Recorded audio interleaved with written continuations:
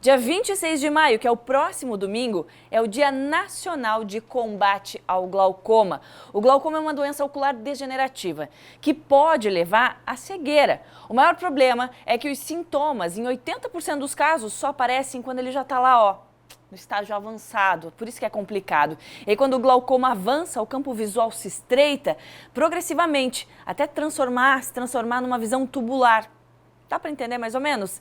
E sem tratamento, o paciente pode ficar cego, tá? Para falar sobre esse assunto, eu recebo a oftalmologista Elise Miller. Doutora, seja bem-vinda, tudo bem? Tudo bem, obrigada, Gisele. Eu que agradeço. A gente vai falar de um assunto que é importante porque, como eu disse, só depois, quando está avançado, que a gente vai procurar, porque não percebeu o problema, né?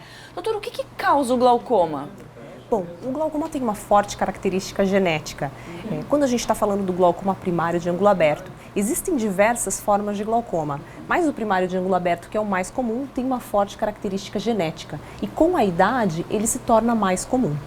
Então, se eu já tenho algum caso na família, é bom ficar mais alerta ainda. Com certeza. E começar essa prevenção assim que possível. De preferência, logo depois dos 40 anos, já começar a prevenção. Como você falou, são vários tipos, né? Acho que são 3, se eu não me engano, mas existe um que é causado pela pressão ocular, pressão intraocular. O que acontece? É justamente por essa questão genética que essa pressão vai acontecer?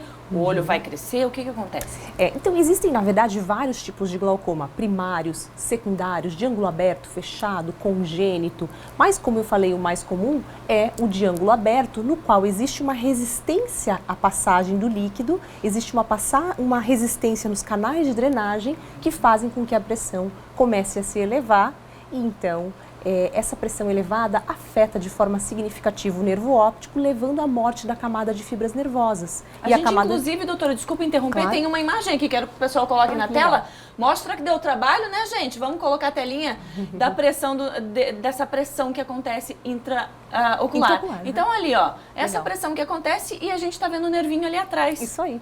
É isso? Bem bacana, exatamente. Então, é isso que acontece, vai comprimindo os nervinhos. E aí? Essas fibras são muito sensíveis à variação de pressão. Então, quando essa pressão aumenta, elas vão morrendo progressivamente. E quando existe um caso, por exemplo, de aumento súbito da pressão, essa morte é mais rápida.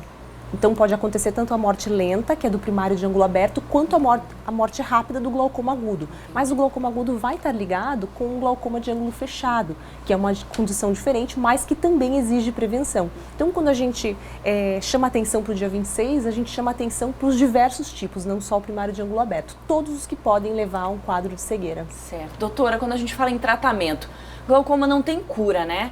Mas tem tratamento para estabilizar. E aí, qual que é o mais indicado? Cirurgia, eu sei que tem colírio, tem laser. Como é que se define? Então, primeiro, o que a gente faz? A gente tem que caracterizar qual é o tipo de glaucoma, porque cada um tem um tratamento. Um tratamento não serve para todos os tipos de glaucoma. Caracterizando esse glaucoma como de ângulo aberto, ou de ângulo fechado, ou primário, ou secundário, então a gente consegue estabelecer qual é o tratamento. Para alguns tipos, por exemplo, o ângulo fechado, somente um laser ou a retirada da catarata já resolve o problema. Mas no primário de ângulo aberto, o tratamento tem que ser geralmente um tratamento crônico, que pode ser feito com colírios, lasers e, em estágios finais, a cirurgia antiglaucomatosa. Perfeito. Doutora, para a gente lembrar o pessoal, até porque, gente, olha só os dados da Organização Mundial da Saúde. Até 2020, estima-se que 80 milhões de pessoas sofram com esse problema. Então, por isso a prevenção. Exato. E aí acontece também um evento que vocês vão fazer esse exame de prevenção do glaucoma?